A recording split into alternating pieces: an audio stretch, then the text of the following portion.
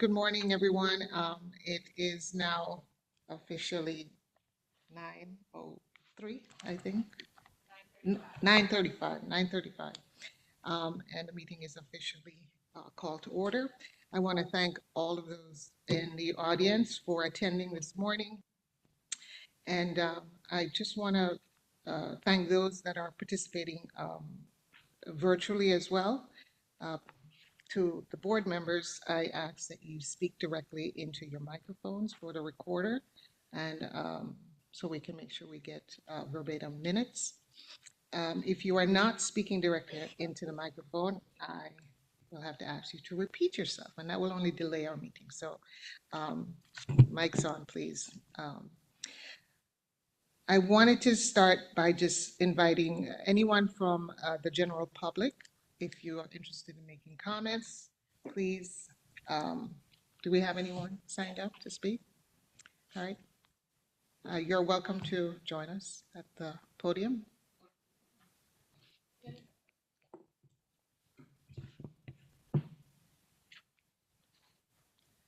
Great day, and thank you for this opportunity.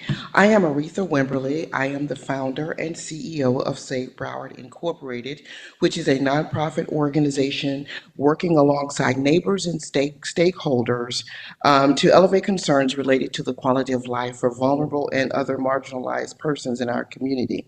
One of our current initiatives includes engaging community members and focused on the quality of service provided by Broward County Transit TOPS paratransit contractors and the opportunity to utilize the disincentives agreed upon in the contracts to improve performance of services and generate cost savings related from applied contract management processes that more accurately reflect the interactions between the drivers and dispatchers and the riders. In our talks with TOPS customers slash riders who are older adults and also visually impaired, we believe that we discovered considerable opportunities to improve the contract management processes and improve safety. Was that my ding? Okay, I No, thought it no, was my no. ding. I was out of time. Sorry. Okay. Our hope, our hope today is to gain access to guidance and how to access reports or other relevant information, including compliance to contract performance standards. Because as I said before, our interactions, our engagements with some of the users, particularly older, visually impaired riders, there are some definitely deficits in the customer experience. And we believe that if the contracts were actually managed in a way that those disincentives were applied, that would influence better customer service as well as generate cost savings by not paying for in full when they don't deliver the service according to the performance standards in the contract. So our hope today is to gain wisdom, guidance, insight, and direction from you all on how we can verify our findings to make sure that we are referring to the current contracts as well as the processes that are already in place to respond to customer and rider experiences. Thank you.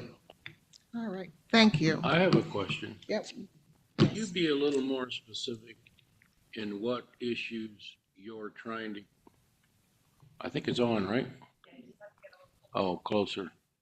Could you be a little more specific on what issues you're trying to get improved? Because I hear what your words are saying, but tell me what passengers, what you really need in common language to me, okay? I just don't understand what you're saying needs improvement.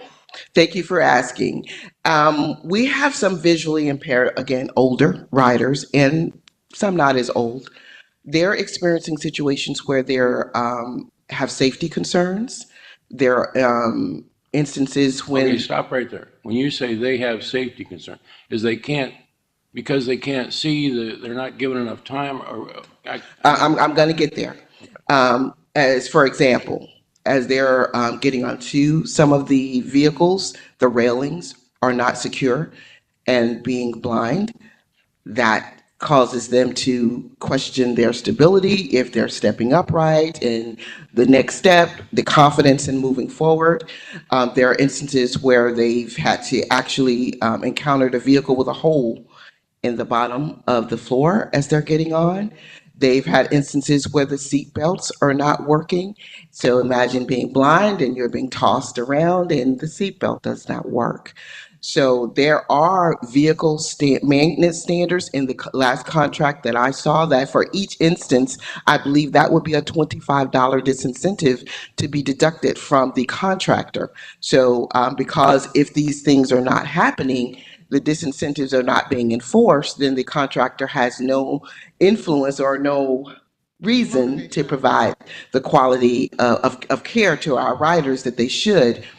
There are other instances, such as false reporting, where we've had blind persons be picked up and not be taken directly to their preferred or requested destination, and essentially taken on a ride to wherever the driver has in their personal schedule without telling them where they're going.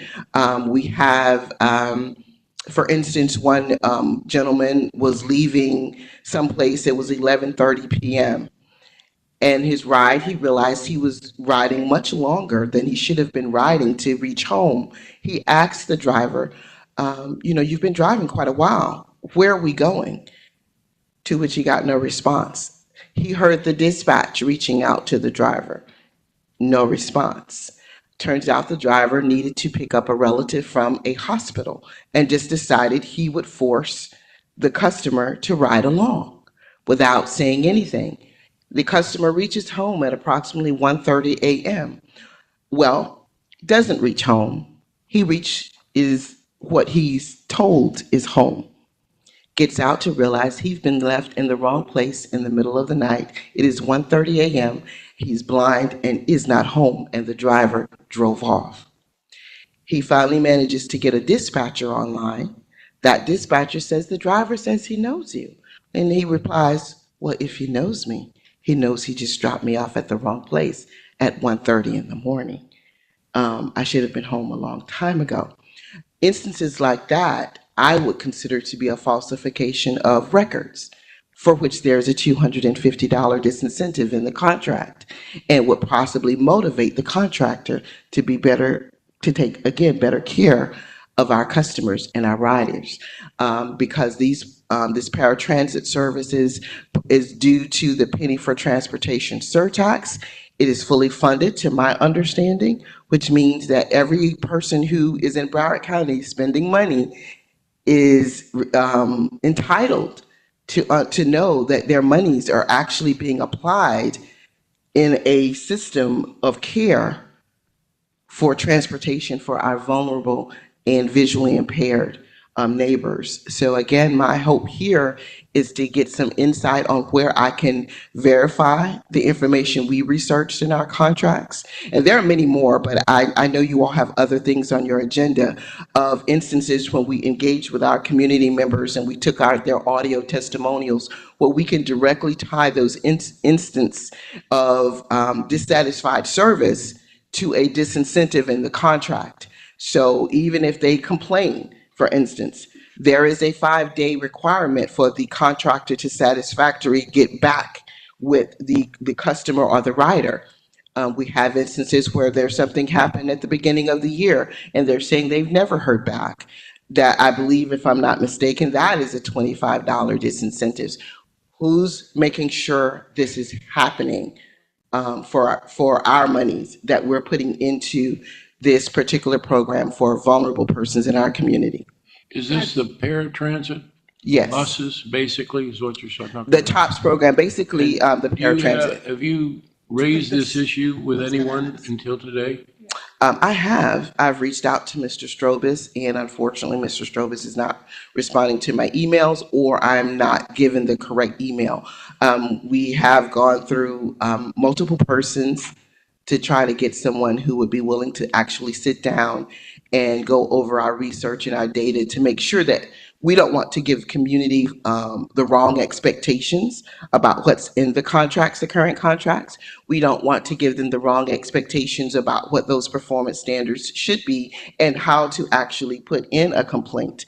We've also gone to the LCB where we've listened to how that um, process works, and and I was kind of surprised to hear that with their grievance committee, that they said that they have never met, they have never actually followed through with one customer complaint. And hearing these things that have been going on for years, and actually going through the Board of Broward County Commissioners Commission meetings, and even seeing where back in 2023 we had a mayor, I believe from Coconut Creek, so concerned about a letter he received from a constituent, it ended up on the agenda. And yet the LCB's grievance board committee says they've never responded to one grievance or complaint from the community. And I was just floored by that. Can you say your name again, please? Aretha Aretha. Wimberly. I want to thank you for your courage and your advocacy in coming to us to let us know about this. But I'm present. I don't know if you know anything, Gretchen, about this issue. Have you heard anything about this before? I have not heard anything about the issue under our current contracts. Right. This has been a long-standing concern. There were a period of time when the paratransit program was undergoing significant review and restructuring, and there were many agenda items that came in front of the Broward County Board of County Commissioners with respect to service and meeting the contractual requirements. I had not heard that under our existing contracts with our new providers that there were these types of issues. When we received Ms. Wimberly's public comment form, I did reach out to BCT, of course, and let them know. I'm going to, at your direction, I will share the comments, obviously, with Broward County Transit. I know that there is someone with the county auditor's office that's in the room, and it's my understanding, and I don't know, Laura, if you're willing to say, but it's my understanding that the paratransit program is currently undergoing an audit a performance audit by the county auditor's office. So I believe that some of these issues may already be being evaluated. I don't know. Yeah, Madam Chair, would you mind? Yes, we Okay. certainly need to hear more about this. Laura Rogers with the County Auditor's Office. I wasn't prepared to speak on the issue, so I don't want to confirm if it is already underway, but I do know it is on our audit plan for this year. Again, I can get back to you on that, and I can let the county auditor and the team know that you have some concerns, and if you have a business card, I'm happy to take that from you. I have another question for you, Gretchen, or for council. Can I presume our preview, because these are dollars being spent on surtax that aren't being spent efficiently, we have the ability to request, in this case, I would like to hear from the transit people, come in here and tell me how many complaints I've had, what they've done, because to me, this is absolutely uncalled for. Now, I don't know if we have the ability to do that, Mr. Council, but if so, this would be at least a request I would like the board to consider. And let's get to the bottom of this. Let's not, it's been going on for years apparently. So do we have the ability to request that? Again, you can certainly request that staff communicate with BCT, the appropriate folks there that are responsible for paratransit, to potentially come back to December to give you answers. I would make that a Absolutely. motion, and I'd see if we can Well, get a second. there's no need for a motion since there's Okay. nothing on the agenda, but if that's the general consensus from the board, It is. to request somebody from BCT, paratransit, to agree. come and communicate regarding these issues at the next meeting, you certainly can do so. Yes, we absolutely want to stay on top of this. We want to be informed continuously, actually, to make sure that this is not an ongoing situation. Really want to.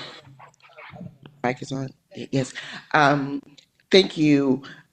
And I just want to say, one of the reasons that we are so aggressively pursuing advocacy is because every time this incident recurs, it is truly a life, threatening situation. We've had multiple. In one sitting, we had at least 15 visually impaired people telling us experiences that they've had. Wow. And our best hope was, well, the complaint system has not produced the fruit that we wanted it to as regarding effective and sufficient change. So what's next? Let's look at the contract, because all of these things that you're concerned about are identified as disincentives. So why aren't the county staff persons ensuring that we're not only getting the services that we're paying for, but we're also saving money by not paying people for services that they're not delivering at the standard they agreed to deliver them? And like I said, every time one of them step on one of these buses and encounter a driver who just, I know I'm sensationalizing it, but in my mind, he was kidnapped in the middle of the night, forced to go on a ride for a personal errand without any information, and only when he reaches the hospital and hears the driver speaking with the family member does he realize what's actually in play, and he's just helpless on in this transportation. Now put yourself in that position, and you're an adult. Right. You're not a child, and they treat you as if you don't have any right to express your concerns or demand that they continue your ride the way that you requested it. So, and there's, I mean, we have so many. It's a litany of concerns that, again, they correlate with the disincentives of the contract. And we're hopeful that by taking that step, that we can actually get to the root of what's causing these negative experiences, because I know that Broward County really is not the service provider. However, it's reflected on Broward County when they do not enforce those contracts the way that they should. So Absolutely. help us make these experiences safer. And also, I'm a part of a larger community advocacy group, and this came up in our conversations with them. And I have to say that they serve a large population of disabled youth who are expressing the same things or very similar And what's concerns. the name of that organization? Well, they didn't give me permission Okay. to speak on their behalf, so And your I don't do organization, that. what's the name of it? We're called Save Broward. I will share the two groups that we're advocating for. One is Blind Faith, and I believe the other group is Unity for the Blind. We've been joining them for their monthly meetings, and they've just simply exhausted all avenues. And some of them are on the LCB board. They're very familiar with the processes. They understand how the system works and who the points of contacts are. They've been trying to advocate for themselves, and they've exhausted those avenues and reached out for additional support. Okay. All right, thank you. Thank you. I assure you, we will stay in touch. Madam Chair, On I this have on another this matter. comment. I don't particularly want to wait 3 months to resolve this issue. So did we do our schedule last meeting, or we doing it? No, we're today? doing it today. Well, We're going to meet in December. huh? We're meeting in December. That's December. You'll have an update in December, December No, 12th. I know we're having a meeting in December. My comment is, I don't think we should wait till December. So when we go through our calendar, I want to intend to call a special meeting and get this resolved prior to December. There's no reason for this to continue like this. So, sir, the contract administrator and the contract is being administered by Broward County Transportation Department. And I would encourage in between now and whenever it is that the board is meeting and is going to bring up and discuss this issue, that the speaker communicate further with them regarding whatever the concerns are and make any requests that are necessary. Can we do this, Chair? Well, sorry. Yes, the auditor representative mentioned an audit. I don't want to get that confused with the audit that we've got underway the performance audit for the overall program of MAP, and that there's a separate audit, if I understand, dealing just with this discussion here.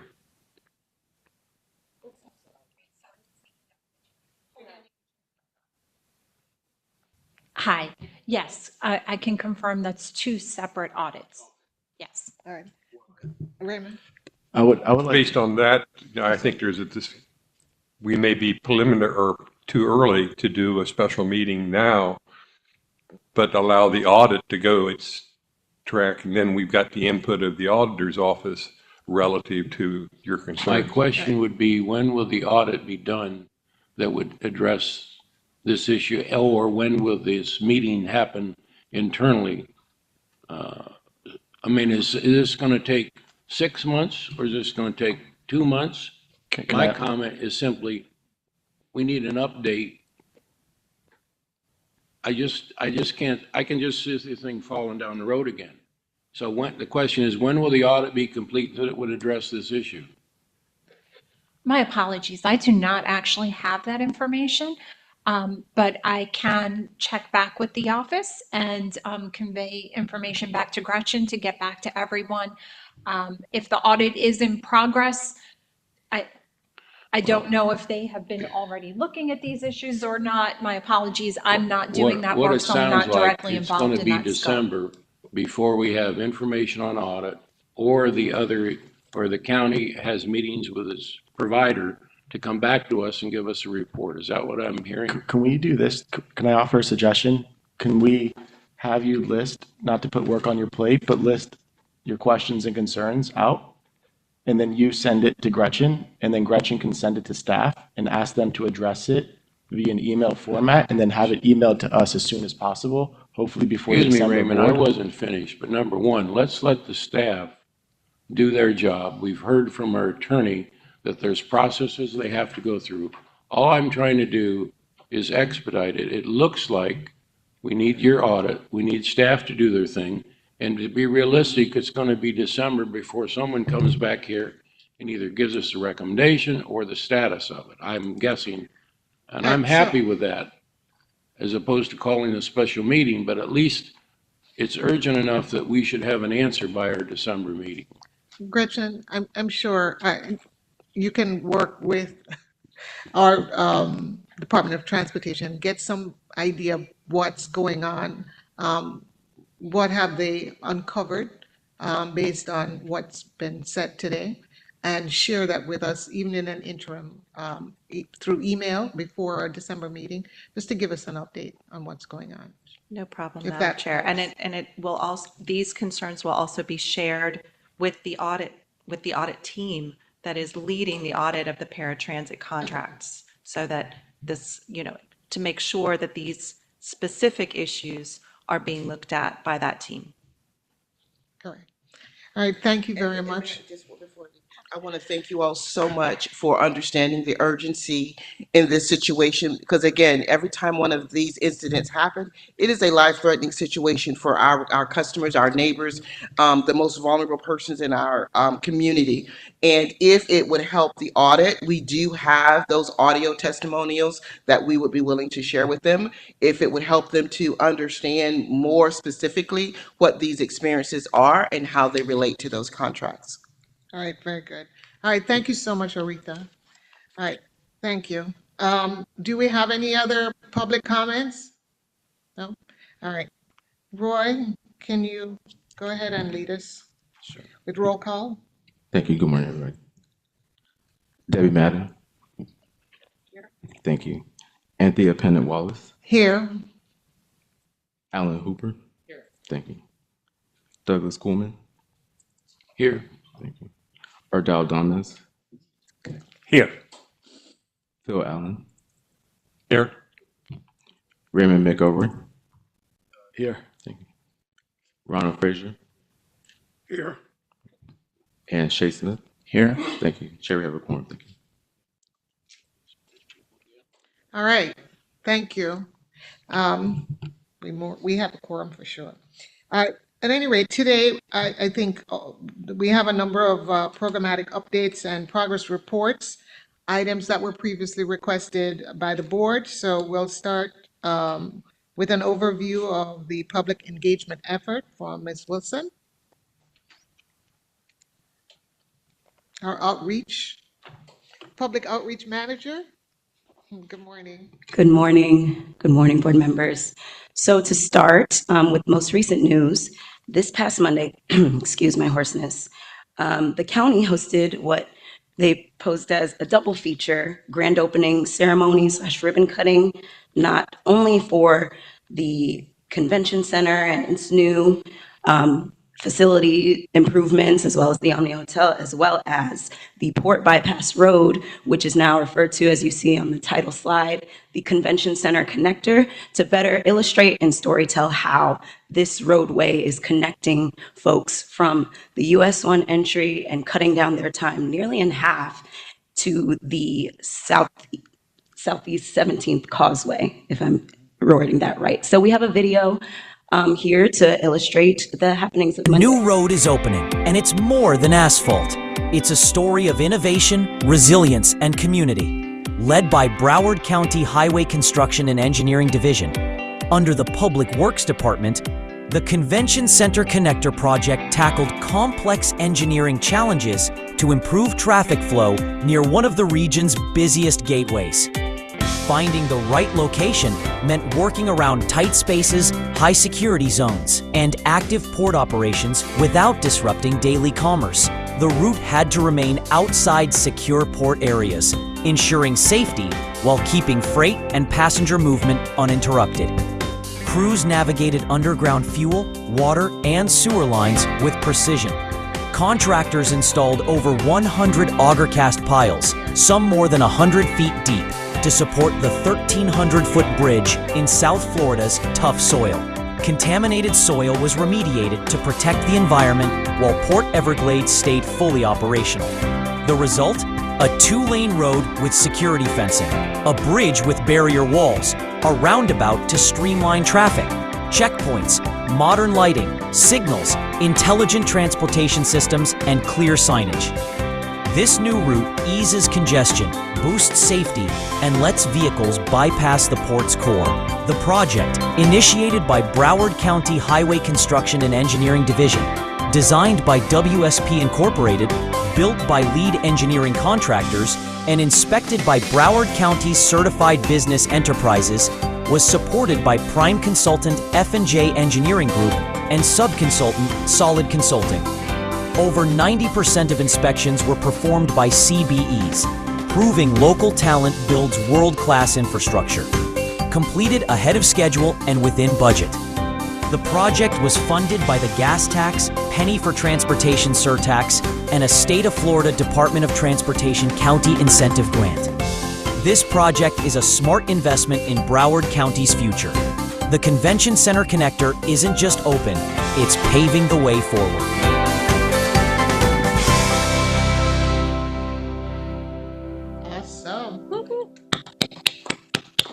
Yes, we really want to give a huge shout out to Public Works and the Highway Construction and Engineering Division for their diligence and hard new work road is of opening. delivering the project on budget and not only on time, but a little early. So we're very excited to hear about that. This video is just a ride over of the bypass road. So if you're in that area, if any of you live in that area, I encourage you to see the great work that's been done with the help of the Surtax and other funders. So as you see, it is a bridge-like overpass that connects from the Port Everglades entryway security point and rounds about a few miles out to Eisenhower Boulevard. Yes, you can drop off at the convention center on your right and go straight forward through to Southeast 17th. So we're really excited that this is done. I've been tracking and monitoring feedback on social media platforms from the public, and it's already receiving a lot of good sentiment for this new project. It has been long awaited by the residents in that area, and especially now that all the dust is cleared, they're even more pleased. So we are happy to show this work, and we are absolutely proud that we had the chance, as you all have seen in previous videos, to interview and speak with the CBEs on the ground of preparing and getting this project done the right way. So we're really excited, and I will just cut that here because I think you all get the picture. But I, once again, encourage you all to ride along for yourselves. Just a quick comment. I was there this week for the Florida International Trade and Culture Expo. We had over 3,200 Broward residents, I think, on that very first day, and over 76 or 72 countries participating. And the space is really beautiful. So excellent job on that. I'll send your regards. And I'm sure Visit Lauderdale will be very pleased with your comments. So as you may recall, we have our ongoing 5-year public outreach plan for our activities to engage and inform the public. I'm here to provide an update for the last fiscal year, and happy to forward the original plan presentation, as I understand some of you weren't there for my original presentation, at a later time. It's available on our website, which I will also share with you soon, shortly. All right, so I want to kick off with our public outreach accomplishments. So in efforts of delivering educational content, we use a hybrid of both traditional and emerging platforms to ensure that the program's messaging meets the public wherever they are. Whether it's in our traditional print, even websites are deemed as more traditional nowadays, as more emerging new platforms are created each and every year, as well as our social media tools, augmented reality, virtual reality, immersive experiences, which you all have had the opportunity to demo out for us. Thank you for that. And plenty more. So first win in that regards is the launching of our new program website. mapbroward.org is now live. I will demo that for you all shortly, but I know that we have been teasing it for a little bit, and I'm glad to say that it is here now. You all received the completed and distributed FY24 annual report in print. I showcased the annual report video at the end of the last meeting in August, and it is our first annual report video, and we hope for it to be the first of many, as we want to continue to provide information in a way that engages the public on platforms they're already using, whether it be social media, whether it be in the metaverse space, and so on. So other digital platform wins this year, we have, I'm skipping down to our social media. We have continued to raise our following year over year, a huge bump. I deeply credit that to our public information specialist who's working behind the scenes, Katia Bordi. She is really taking charge of getting our content to a stellar quality, where we're producing reels and videos, as video is way more received than static photos these days, capturing with her drone footage, different project sites throughout the county as they're being done. We have over 350 municipal project signs out to date and counting, with the plenty more projects that are coming down with FY26, R&M projects specifically. We are also proud to say that we've been all around Broward County presenting and participating in different events within the community, with the county commission, with advisory boards and community organizations, and our program partners of other agencies like BCT, Public Works, OESBD, FEETSE. We had the great opportunity of attending that this week. So shout out to Office of Economic and Small Business Division as well. And we continue to plan to do that in the years to come. So as the overview of our outreach plan goals, I break them out into 3 keys, as you see here. We aim to reach annually. Building upon these year over year helps to move the needle in raising public awareness of transportation investments in the resident communities. So first and foremost, with the innovative aspect, I shared with you all the AR/VR experiences and equipment that we've purchased, and we tout currently now to an event series that we have currently going. Our next event taking place October 28th, next Tuesday, at Government Center East. You're all welcome to attend, and we will consider it as a pop-up event of sorts to highlight to staff and residents alike the transportation investments and how to get a hold of the transit experience in real time. We also, as you all know, the public dashboard and our other digital platforms, which I'm teeing up my colleagues at a later date, will provide an update to you all on the improvements made on the public dashboard. Youth education and engagement. So we specifically tried to focus in the original outreach plan on different target audiences to message them where they are. And we broke it down to youth and to older active adults. And first being youth, as they are what is deemed as the earliest of adapters to new emerging platforms and methods of communication. And given that this is a 30-year plan and program, what that speaks to me is a generational impact. So it does behoove us to ensure that we're speaking to each generation and showing them the different improvements being made in their backyards. So we stand by our foundational elements in that way of transparency, accountability, and resilience. And we see that it's necessary, that much more necessary, to cater specific outreach materials like our coloring activity books. We've taken them out to cities for back to school events. We've also partnered with other agencies like Resilience and Air Quality Control to get them out to schools and get them incorporated in STEM programming as well with Broward County Public Schools. And third, interagency and municipal cross-functional collaboration. This is always a goal of ours to continue breaking down the so-called silos within the county to ensure that we're a great support for Surtax-funded projects as they cross over and impact other agencies internally. So next, as promised, I'm going to demo our website. So I'm going to jump out of this presentation really quickly to show you a few pages. So this is the homepage of mattbroward.org. As you see, a reel of various projects under our various project types is the first thing you see. And about us, our goals, and then quick links here about frequently asked questions, our public project dashboard, and oversight board meetings. And these were chosen as the top 3 because they are the top 3 most visited pages on our website. So we want to make sure that they're always the most accessible pages on the front page of our website. And we have our newsletter sign up. So as residents come in and want to receive more information, they will get queued in by submitting their email forms to us. We receive it and add them to our subscriber list for our regular newsletters. So I'll just hover over quickly to not take up too much time.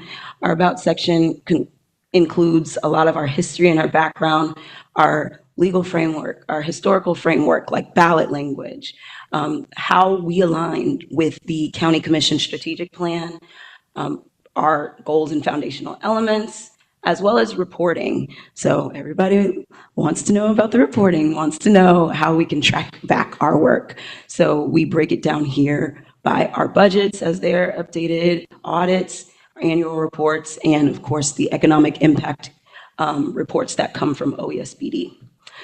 Hovering over to project information.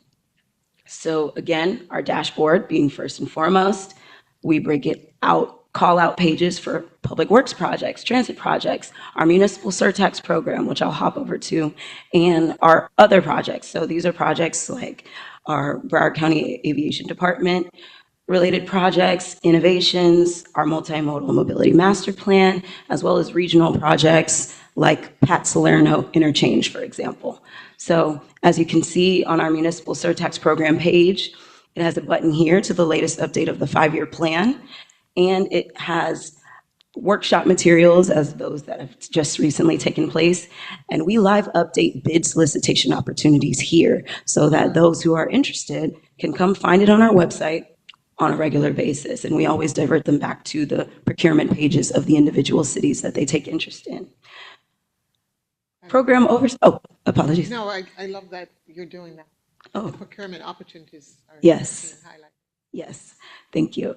Program oversight, as you may recognize, these beautiful people before you We wanted to be transparent in who our oversight board is and drop down of bios as well. And our oversight board meeting information here is accessible as it is, as shown on the quick link on the homepage. So as you'll see here, we have newly entered into fiscal year 2026, and it is archived here from the upcoming meetings so people can see what's ahead, as well as what's been archived back from all of our meetings. FY26 all the way back to meeting number 1 in these collapsible formats. It is easier, more mobile friendly for the scrolling, as we have a lot of information and will continue to have a lot of information year over year up till sunset of this program. And it's super accessible, it links out, and we update this all the time up to this very event. As you see, the materials and live link for the meeting as it stands right now is in place. Same for our appointing authority members in meetings, and we have a link here for our audit as well. And last but not least, as you see, our social media handles are available here to direct people to see program updates and initiatives in other ways on social media, and to connect with us via contact form, whether it's just a general inquiry of more information on this program or public requests, whether it's a records request, anything and everything, it is here as a catch net that we receive directly. So we're really proud to have accomplished that. I want to give a special shout out to Carol Munamera, to the county ETS team, and our CBE partners, all who were very beneficial and very helpful in getting this project over the line. So thank you, and I appreciate you a lot for your assistance in getting this done. Oh, thank you. Thank you. Thank you. Thank you. So I will move right along. So as we spoke on the augmented reality and virtual reality educational components, these devices, not only do we have them here at the office and utilize the Surtax Plaza space to showcase the equipment, we have also uploaded the software in Broward County libraries. So now those who show up to the library can access the same software and equipment and use it to gain more knowledge about our program in a different way and have these ride experiences. And we plan to expand it to more libraries. It's right now in beta and at the Broward Main Library downtown, as well as the Dan Pearl branch. And we intend to expand it to more, hopefully all, one day soon. And as I already told you, we are in a current pop-up event series. We completed one event last month, September 30th, here at the Surtax Plaza. Next Tuesday at GC East, and November 13th, we are doing a library pop-up event visit at the Northwest Regional Branch Library in Coral Springs, Florida. So we also have established a library of our completed projects. That's another Easter egg ahead of the innovations team when they come and present to you the completed project photo viewer at another meeting, at a later meeting. We have been taking out our drone. We've been taking out our video and photo capturing devices to get a log of the projects to show and enhance our public project dashboard as it stands, with a gallery of photos and videos that showcase the timeline from planning, design, construction to completion of each project. It is a hefty task, mind you, but we're already, well, once I put the 51% goal as a timestamp on fiscal year 2025, but we have kicked it into high gear this month to get it nearer and nearer to the 100% goal of completed projects so we can move forward and be ready and prepared for the FY26 projects to come. But we are always going out to make sure that we can capture the status, and it also helps us and informs us to see in real time what's going on the ground of each and every one of our projects. So moving right along, to break down the youth education and engagement goal, we recently produced a school zone safety video last month in collaboration with Broward County Public Works, and it highlighted the school zone improvement projects happening near Broward Estates Elementary, 10-15 minutes down the street on Broward Boulevard. And the cool part about those projects that Public Works partnered with the Waze app, if you all are familiar with that navigation app, to ensure that school zone improvement projects show up on the app as users ride along. So it's very cool to know that Surtax funded projects are showing up on Waze app now. We've distributed, like I stated, over 1,000 activity books to date since creating them last year, once again, in-house. We worked collaboratively with libraries, parks to disseminate these materials, have these drop-off stations, if you will, at different well-visited parks and libraries. And we also hosted our very own Take Your Child to Work Day internal event last year, showcasing the AR/VR experiences. And as always, we are always going out to city, county-sponsored events with our partners to engage each quarter with the public and inform them of projects coming to them or projects recently completed, including public informational meetings. So moving right along. Last but not least, our interagency and municipal cross-functional collaborations. So the outreach efforts that we have, as you see listed before, Port Bypass Road / the Convention Center Connector Project. We had that video series ongoing that has been reviewed and well received by county leadership and external stakeholders. We are continuing our project site visits to expand upon our photo gallery for our dashboard, to feed into our presentations as well as our social media. We will always participate with our OESPD agency partners for events like the Broward and Beyond Business Conference, the Florida International Trade and Commerce Expo, as well as the smaller scale events like the Contract Opportunities Workshops each fiscal year. And we will continue to increase our construction and memorialized signage. So as we commonly and nickname these as our mini billboards for the program, we've assessed and recently realized that as more and more projects will come to be, as you have seen on our dashboard before, up to nearly 800 projects from 2019 to 2048, we know that there's a potential for saturation, oversaturation, if it's only in the format of that photo to the bottom right of those type of road signs. So we're assessing and evaluating new ways to memorialize the project so that folks, as they pass by, ride by, walk by, drive by, they can still see, and it still communicates to them in a new way with compliance to sustainable options for memorialized signage. So looking ahead, we are working on connecting more and more visuals to our dashboard. We plan to engage with Broward County Public Schools for STEM engagements for our AR/VR devices to be highlighted, as well as hosting school assemblies to continue to educate the youth.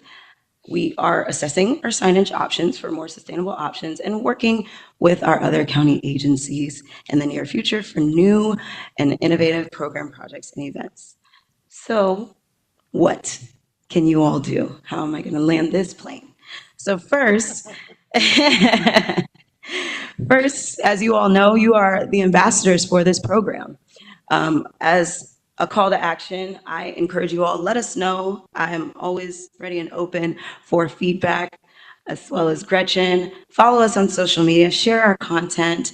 When you receive our newsletters, forward them along to your circles of influence and join us. You're always invited to attend our community events, public information meetings, ribbon cuttings and ceremonies, and different things like that. So now I will open the floor to ask you all, what would you like to see more of, less of, and any additional ideas you may have? Well, I'm going to go ahead and dive in right away. First of all, love this presentation and love your enthusiasm. It's really great when somebody love the work that they're doing, and it shows every single time you come before us. So thank you for loving your job and for doing such an Thank you. extraordinary work. I just had, I had a few comments regarding the municipal partners. Are they co-branding? I mean, I know, are they co-branding with, Yes, yes, they on are. many of these projects? And then the other thing I wanted to find out was on the, there's a section for public comments. Yes. Will you share those with us over time? I mean, it doesn't have to be every month or every time we meet, but it would be good for us to kind of get a sense, because I don't know if we could go on and see the public comments. Is that something that if we were No, they're not interested? posted live on the They're website, not but posted we live. receive them through our CatchNet email, mapsocial@broward.org or map@broward.org, Right, and we can provide you with a right. log. Just so we can get a sense of what's being said, what questions, what concerns our residents have. Certainly. And that was it. And I will open to other members. Alan? Just one thing, and great job, by the way. Thank you. On that billboard, the mini billboards and oversaturation, I don't think you can oversaturate. But one thing I would do, and if you go back and look at the sign, it says something like it has a lot of words on it that speak to the location, Commercial Boulevard Improvement Project. You know what? I would just put Broward, map Broward, and below I would always have a catchphrase that says your another surtax investment. You don't have to get into the minutia or spend the money on doing unique signs for every project. Just have one. It's like my construction company. If I had 150 jobs going on all over the county and I just put Hooper Construction, people would be like, "Hey, I saw another one of your signs. I saw another one of your signs." So I think the message should be another surtax investment, or something that says that the county is investing and that this is another one of those smart investments. That's what I would do. Just a opinion. Thank you. No. Thank you. sounds like a good one. No. Anybody else? Go ahead. Yeah, just a simple question regarding the bypass road. That's just a game changer in our traffic problems and everything else. Indeed. But as a reminder, how much was the cost? How much was surtax? How much was other? I think I'd like to have an answer to that, whether it comes from you or Ms. Wilson. In other words, how much was the cost of the project? How much was surtax? How much was someone else? Or is it all surtax? It's been all over our website and our socials, but I would be unable to give you the exact breakdown at the moment. It's gas tax, surtax, FDOT. So- Okay, because I think we pride ourselves in matching funds and everything else, and that's the first big project that's going to make a difference to a lot of people. I assume it's going to help people get in and out of the new hotel easier, besides the convention center, et cetera. And I think we should applaud that, and it's wonderful that got done. It's another project that goes in the county line, but it's being built in Fort Lauderdale.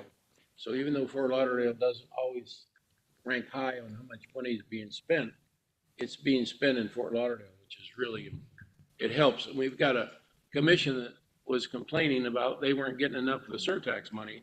Well, this is a big chunk of it right there that didn't come into the Fort Lauderdale number, but it came into Fort Lauderdale. So I think those numbers are important. They're there in your binder. I just confirmed with Roy, they're in the back. So it's in your leverage report at the back of your binder. Okay. Thank you. All right. Anyone else? Ms. Wilson? Excellent job. Thank you As all. always. Thank you.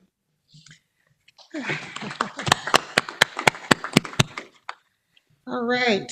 Okay, so I think next up, completed surtax projects by commission district overview and program updates. I think Gretchen, you're up. I'm up. I'm going to try to bring the same level of enthusiasm and love for my job that Tashana does. I'm going to do it from here, if that's okay with you all.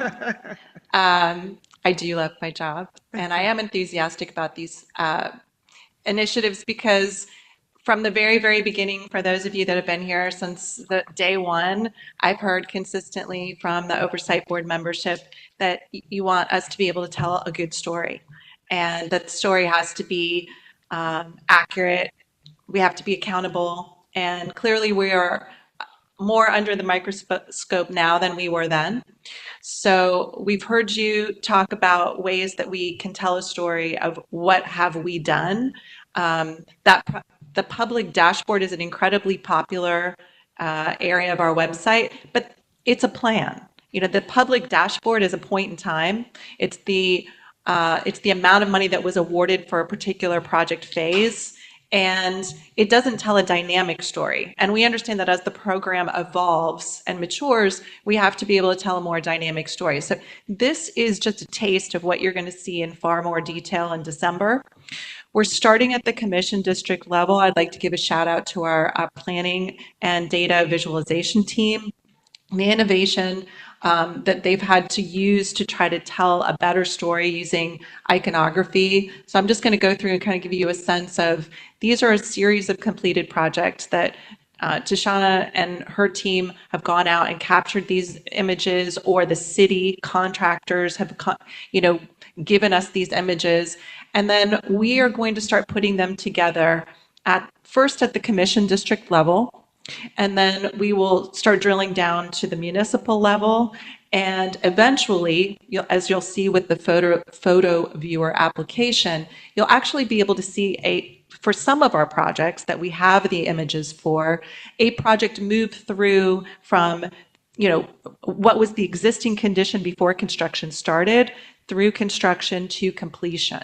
So that's our goal, is to tell a more comprehensive, dynamic story about the impact of the investments of the surtax. The next step is, as I mentioned, revamping the public project dashboard. So it's obviously had to evolve, just like we are, from what we told the voters we were going to do.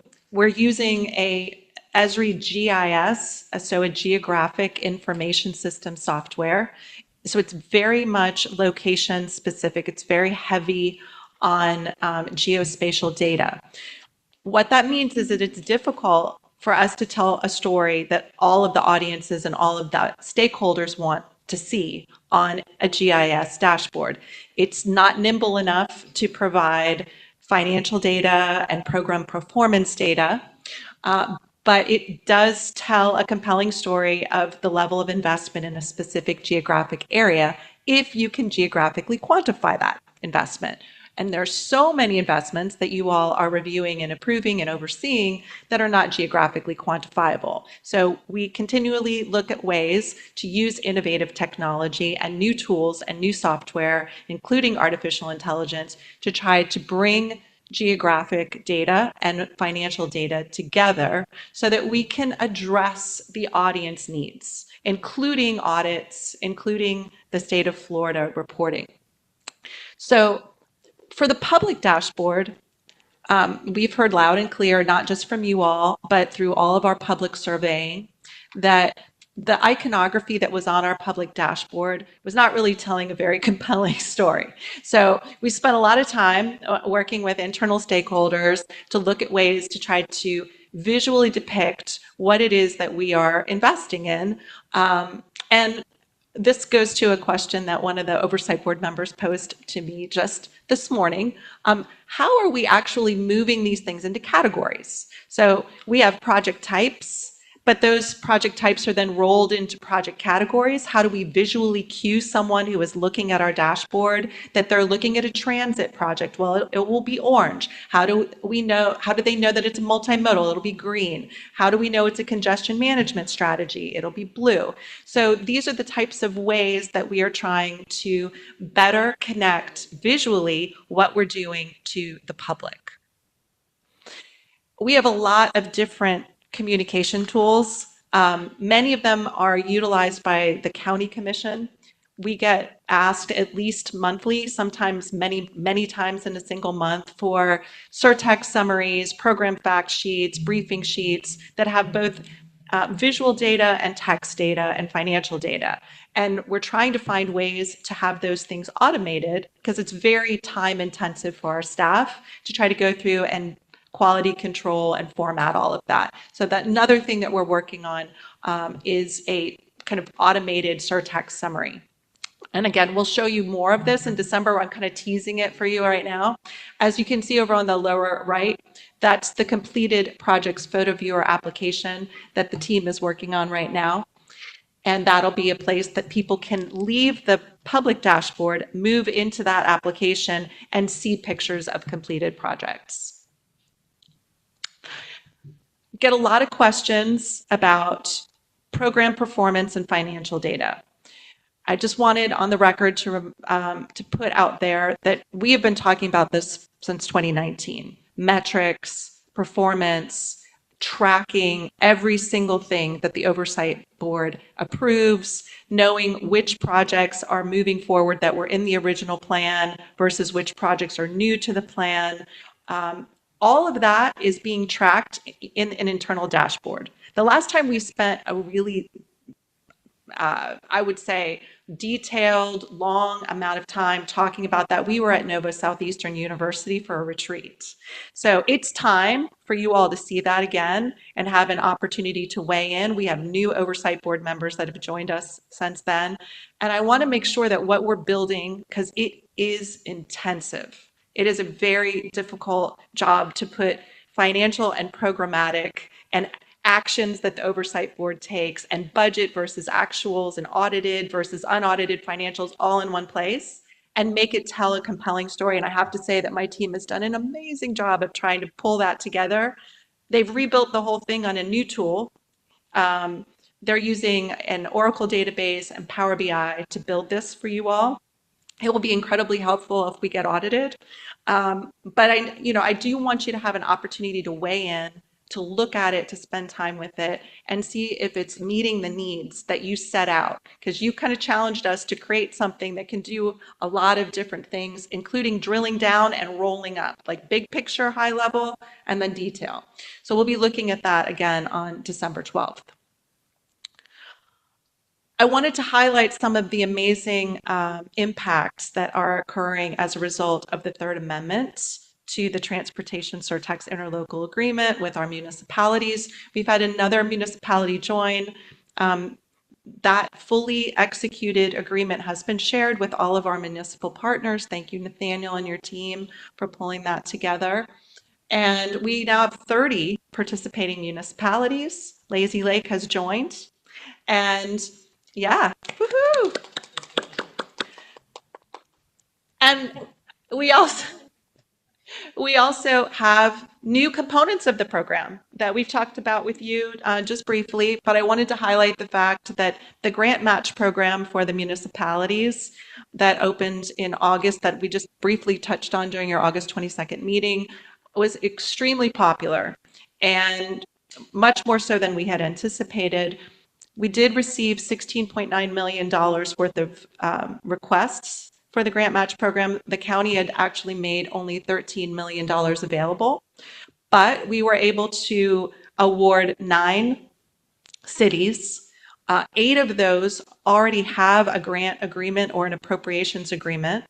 One of those is pursuing one in this current upcoming legislative session. That's the city of Plantation.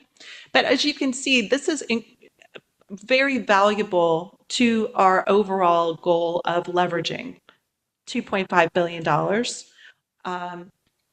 That $13 million is bringing in $21.6 million of other people's money.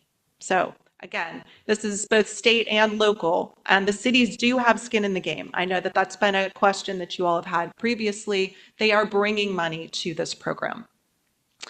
And the formula-based and microtransit. So every city received notification of their allocations for FY26.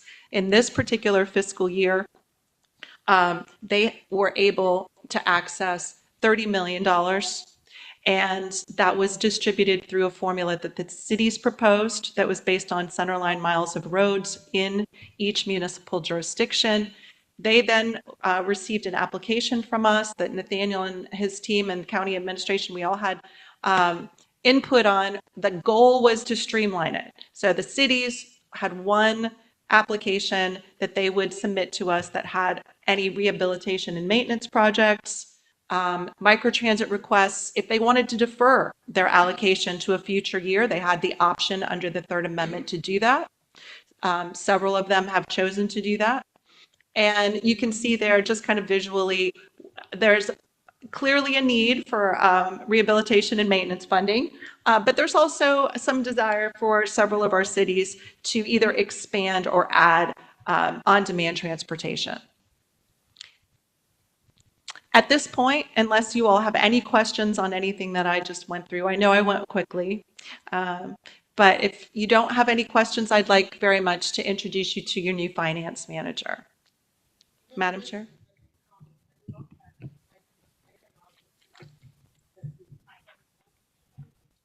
I love that iconography that's being done to showcase the priorities for each of the items that's being worked on. I think it's awesome. It really helps to make it clear for everyone. So I just want to comment on that. And you certainly bring the same level of enthusiasm. All right, did you have a comment? I have one comment. Raymond? It's funny, I was actually emailing Gretchen and Nathaniel and Roy before this about understanding how we can track metrics better. And then I suggested some, and so I'm glad to see this user interface. It seems better and more easily to use, better UX UI. I would like to ask you, Chair, if maybe we can talk about in the December meeting, since I'm new to this board, if we can talk about the metrics we would like to see.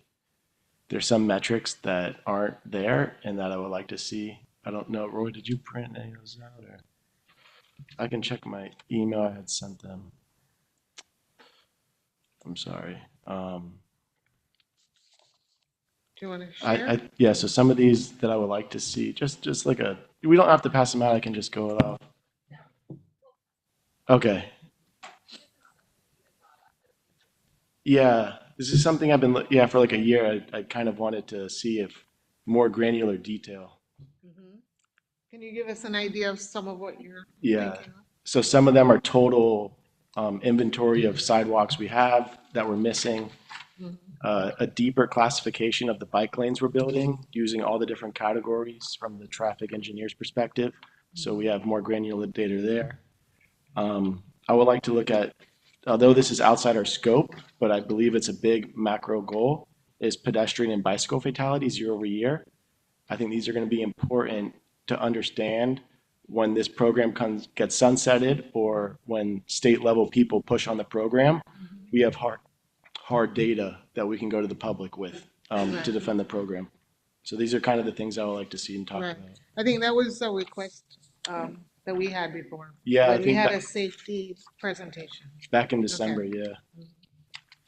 So there's quite a bit of metrics. Okay. But I just believe the more metrics we're following, I think we can have these meetings quicker. I think they can be more efficient, and then we can figure out where we're lapsing and where we're succeeding and just focusing on the lapses instead of just kind of just doing general information. So I would just like to bring that up if, with the chair's permission, if you want to talk about that in December. Certainly, we can have it on the agenda. I'm not sure all that is involved in making sure that we can address some of these, but I'm open to it. Did you have a comment, Gretchen? No, I just wanted to make sure on the record, since people that are watching this or looking at this aren't seeing it, I just want to make sure that you know that we will make it available as additional material. We'll add it to the website so people know what's being proposed. Madam Chair, if I could just mention that many of the metrics that are being proposed are things that we're already measuring. That, you know, at any time you all can ask us and we can provide you many of these things. If we don't measure them or track them, Public Works does or Broward County Transit does. And with respect to some of the metrics, and I will weigh in more detail in December if we're going to have a discussion item about this, I would just caution the Oversight Board to measure things over which we have direct control. as a person who spent a former part of her life building logic models and performance measures for grants and programs, I will tell you that what you don't want to do is to measure things over which you do not have direct control. Right. And there are several things on this list that I would recommend against us owning because they are not things over which we have direct control. We are a funding source. And we are building projects, yes, with that funding source, but there are a lot of things about the design of our transportation network that even in 30 years, we're not going to be able to control or influence to the extent that I would necessarily encourage you or suggest that you own the measurement of perhaps fatalities. That would be one. Right. There's also limited resources, right? We know that for a fact. So I know that the penny tax budget will never be able to satisfy all of the need, but it's certainly it's a good opportunity for us to see if there are some gaps that the funding can address and get a sense of what the budget implications would be, and if so, you know, maybe have it on our wish list of things to do. Can I- Did you comment? I think. Go ahead. Alan? Yeah, Erdell? I hear you, Gretchen. Yet there are things that you can't own for sure. And I looked at the fatality thing, the first thing I looked at, and then I thought, okay, should we be measuring it or shouldn't we be measuring it? I'm not sure what the right answer is, because one of the things I think was one of the charges in the ordinance was safety. So, but I gotta hand it to you. The fact that you put this much work into it and that you came up with a list like this, I think it's great. I think that to have a board member that wants to get into the details of what we do is good. And yeah, we do audit all these things, or a lot of them, if not all of them. And it's good open discussion in December. I think we should figure out which ones we own and which ones maybe we don't.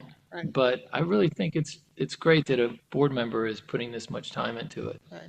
So, Alan, the safety concern, this is something, it's not part of our charge, but I know it was something that yes, it's something that we talked about. We had a presenter some time ago that came in and demonstrated some safety concerns, issues that, and it was requested by the board that it's something that we monitored. And even if we cannot own it, it's good for us to have an understanding of what's happening on that front. So if there's any way that we could address it, or at least encourage some funding support to reduce fatalities, I certainly would be for that. And then Erdell, you had a comment.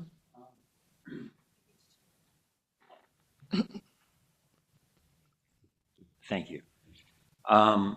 I just wanted to really comment on this new program.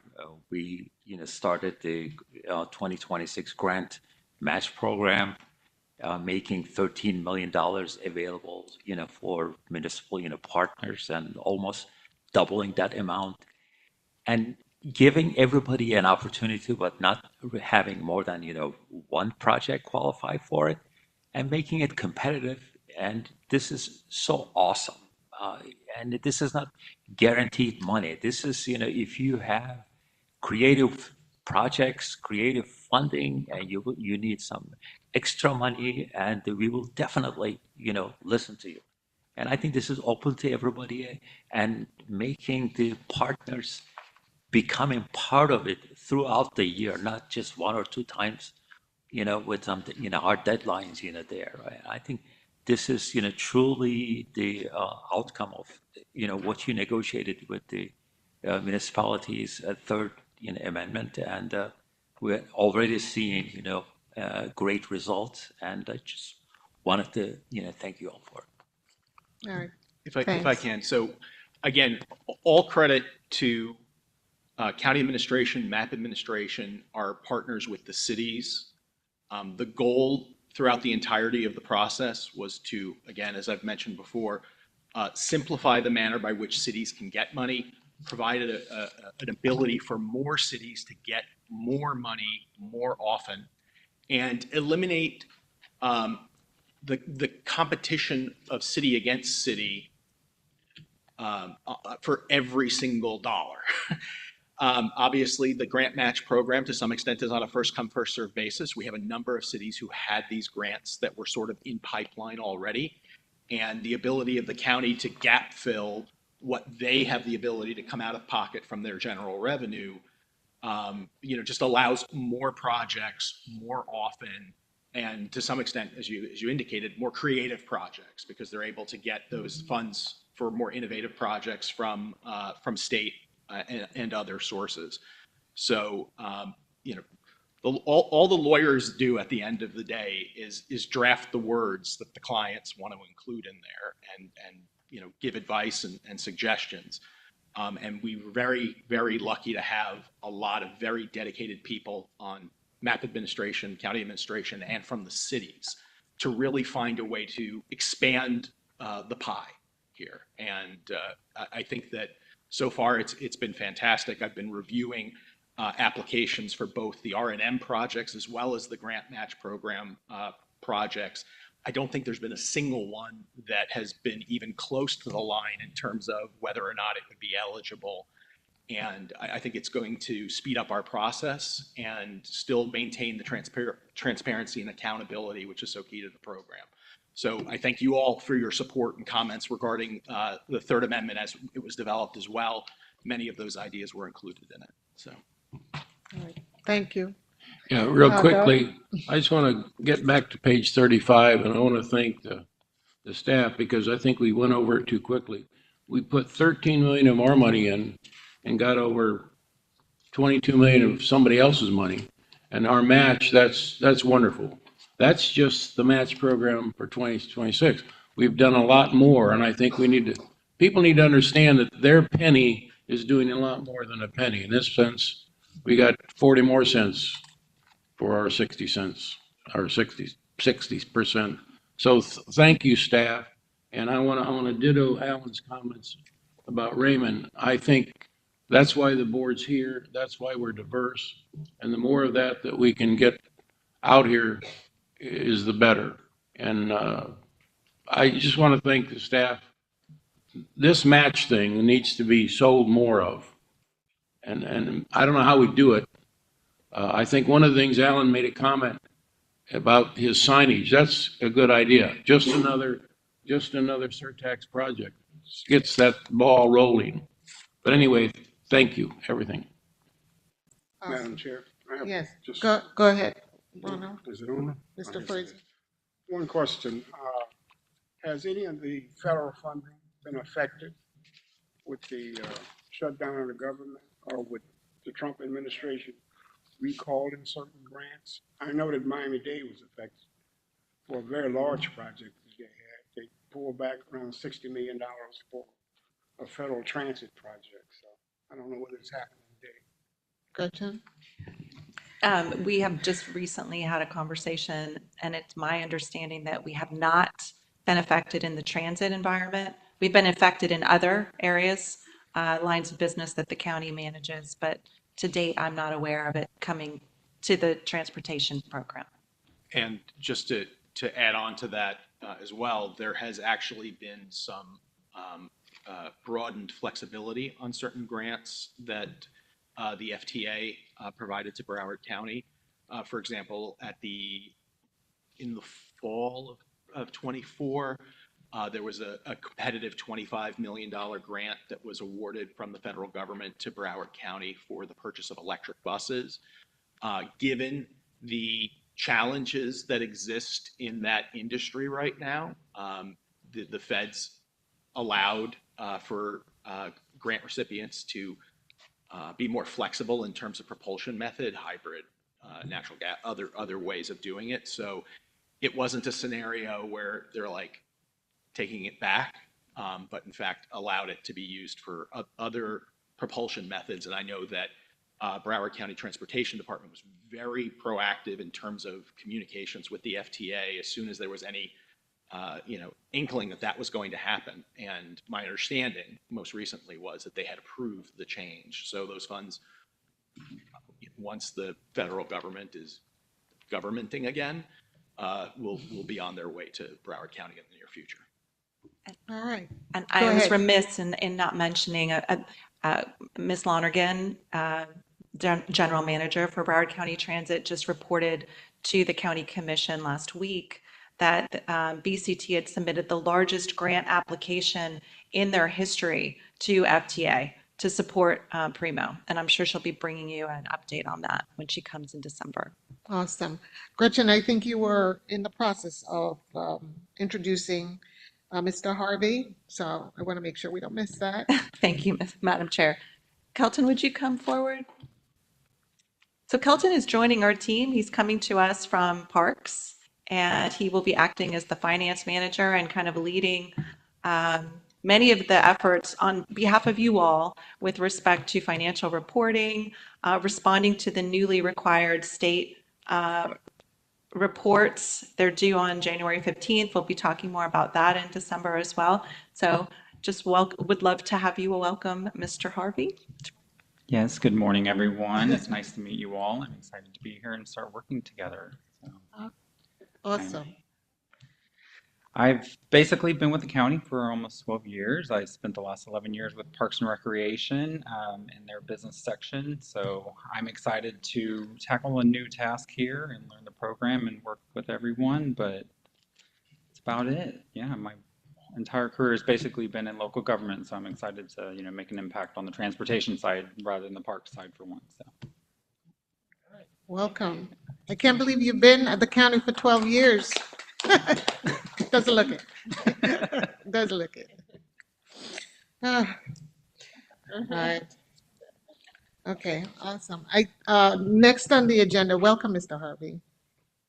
Next on the agenda is the Oversight Board calendar. You going to lead us on that? Well, actually, right before that, if you wouldn't mind, Madam Chair, the Broward County Commission just, of course, passed their FY26 budget, and many of you may have been hearing the conversations about property tax and some of the property tax bills that have been filed in the Florida legislature. And while this program is not affected necessarily by property tax, and people think, well, you're your own surtax and you're in your own trust fund, there are significant impacts on the county, and there are general fund programs that the surtax leverages. Again, going back to the conversation about leverage. So I just want to make sure that since you all are ambassadors for this program, and there are folks that do tune in to watch the oversight board meetings, we've been asked to share this with all of the advisory boards related to the Broward County Commission. When you pay property taxes, a quarter of each dollar is coming back to Broward County and Broward County General Services. And the Broward County General Services that are highlighted here on the subsequent slide, bulleted on the upper right, are the areas of Broward County's lines of business that are supported by that quarter. And so, I just think it's important that everyone understands that Broward County is very large. Yes, it's a $8 billion entity, but a great deal of that $8 billion is utilized for very specific purposes, no different than the Transportation Sales Surtax can only be used for the eligible purposes under the statute. So if we're looking at how we're going to be able to provide parks and libraries and human services and address issues related to persons experiencing homeless and E911 and many law enforcement functions, that's coming out of the general fund. So I just wanted to share that with you. I know there's a lot of discussion happening, so perhaps you can help educate folks in the community when these conversations come up. Can I say something on that? This whole idea that property taxes is going to go away, to me, is just it's a way to discuss efficiency. It's a way to politically discuss efficiency, right? And, and I, you know, and that's been the mantra in the last couple of years is, you know, cutting back on budgets and saving money. And Lord knows the federal government spends so much money, no matter who's in charge, that it starts to weigh heavily on the taxpayer. So when the governor's office and the state want to talk about these kinds of things, it's easy to say it. And I think it shines a light on efficiency. And this response is actually kind of enlightening and it kind of helps. So even though it might be politically charged, it still does make people start looking at efficiencies or, hey, where are we spending our money? And now the public is getting to know those things because it's forcing the conversation. So I don't think I don't think there's a replacement for property taxes. So I don't ever think that that's going to go away. But I also don't think it's terrible that we now are seeing this. I knew that the school board eats up probably the majority of the property tax and that the hospitals collect a bunch. And that the municipalities collect their share from the property tax, that it's not just the county. I knew that, but probably not many people in the county do know that. They probably think they're paying property tax and it's all going to the county. So I think it's pretty healthy conversation. And the mayor has been responding to the efficiencies of Broward County. And so I think it's kind of bubbled up a lot of conversation. I think it's probably a good thing because people do get wary of where their taxes are being spent. But like I said, can you imagine how they would pay for bills if you got rid of property taxes? It's just not going to happen. We'll see. Phil and then Doug. The question I would have for our council is, if this goes eventually to something on the ballot relative to the elimination or options for property taxes, are there any restrictions on us as board members as it relates to educational matters of how the money is being spent or being faced for outcomes of the overall program? So, I mean, utilizing resources of this board and in terms of educating the public, I just want to know if there's any kind of limitations. Yes. Mr. Allen, there are a number of limitations by statute that have recently been imposed on local governments associated with both advocacy and education on ballot questions. The state has no such restrictions regarding those issues and can elect to spend money with regards to ballot amendments. Prior to any bill having been passed or a question having been finalized for the ballot, you as individual board members, the county commission, local governments have the ability to talk about the ramifications and to some extent expend some resources talking about the potential ramifications of the various proposals that are out there. But when there is in fact a ballot question that has been finalized and is going on the ballot, local governments are prohibited from expending any public resources on advocacy or educational materials. They are permitted to have they are permitted to respond to inquiries from the public and to some extent have a website that has an FAQ kind of component to it. Individuals who are elected officials or serving on boards always have a First Amendment right to speak about those particular items, but there is a statutory prohibition on local governments using public resources regarding these things. So there is no ballot question that has been finalized. We don't know what or how many of them are going on the ballot. The governor has recently stated that the property tax elimination is going on the ballot. That is one of the 7 proposals that the legislative committee did discuss, and the speaker published last week, along with a number of others that range from expansions of homestead on the bottom end to straight up elimination of ad valorem taxes on the top end with certain carve outs. Does the Federal Hatch Act apply to our activity? We have the Little Hatch Act in Florida, which tracks very similarly the Federal Hatch Act, and I'm more than happy to discuss that with the board members individually offline. But again, you do retain a First Amendment right to speak with regards to issues as long as they are, including political issues, as long as it is not utilizing public resources. So. Ms. Jerry? Go ahead, Doug. Oh, just to follow up on Alan, this is an excellent chart. I don't know whether it should go in our Miss Wilson's sales pitch or it should go on the side of our buses. I wish No.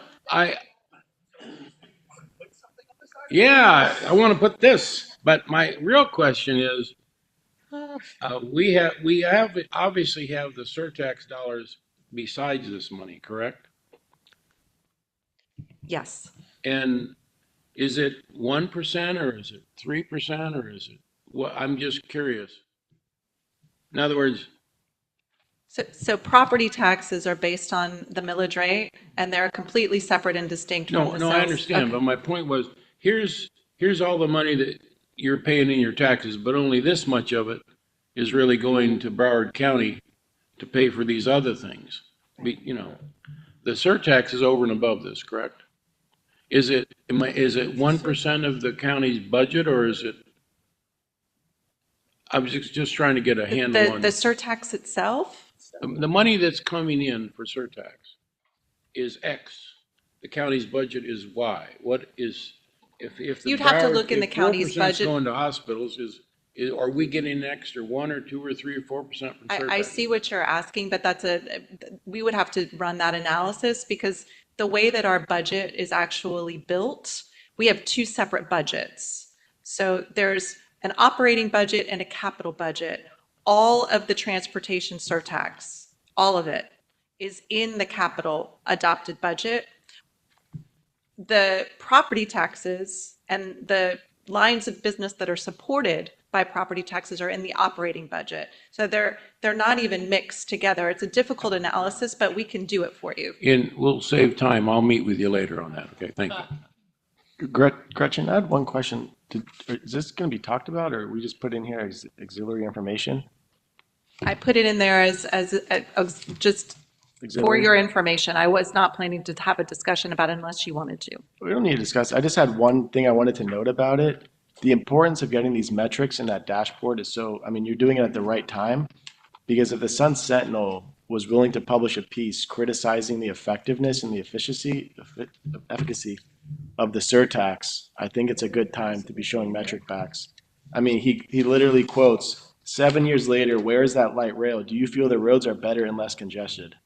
So there's obviously a public sentiment enough that the Sun Sentinel decided to run this piece. I think it's good that we do what we do. I'd just like to remind you that the Sun Sentinel ran a lot of pieces and op-eds opposing the surtax before we got it passed. So I'm not particularly surprised.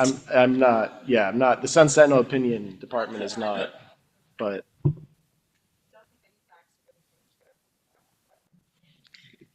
All right, so Gretchen, did you want to get into the calendar? I would love to. Let's do that. So it's that time of year again, everyone. I hope you brought your calendars. For those of you that chose to have briefings, we did let you know that this was going to be something that we were going to do today, so that we can get a sense of the cadence for our meetings in 2026. And we are following the same methodology that we did last year. It seemed to work well. We'll pick a meeting date, but we'll have a backup meeting date. Roy will put both dates on your calendar to hold them. and then release them once we have clarity that we are going to have a quorum for those meetings. So since we are meeting in December, Madam Chair and Oversight Board members, we are proposing that our first meeting in 2026 be in February, but early February. We will be in the middle of the legislative session, so there will likely be quite a bit to talk about. Legislative session at state level begins in January, and it will end in March. So we're proposing to meet on Friday, February 6th as our main meeting date, with the backup date of the 13th. No problems there for me. Does anyone on the Oversight Board foresee an issue with meeting on February 6th?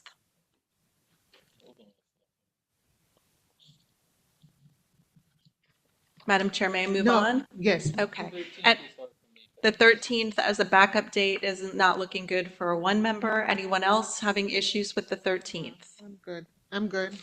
Okay. I think nobody else. And as long as I'll just remind everyone, as long as we have a physical quorum, based on your current administrative code bylaws, we can allow for virtual participation. So if that would make it easier for you, Mr. Hooper. Okay. Yeah, probably. Okay. So we'll move on to April. We are proposing the main meeting date of April 24th. Good for me. Fridays. Does anyone have any concerns with April 24th? Travel, other obligations?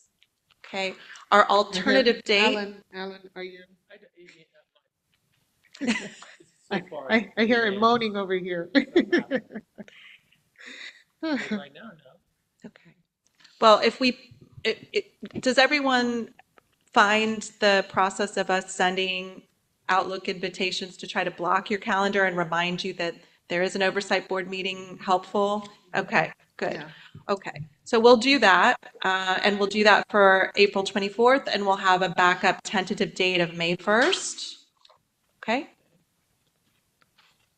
And then, as is typical, unless we need to, we will not meet again until August. That will allow us to, from the county and city standpoint, do our budgets, get our recommended budgets together for you. Again, just a reminder, the county releases their recommended capital budget on July 15th.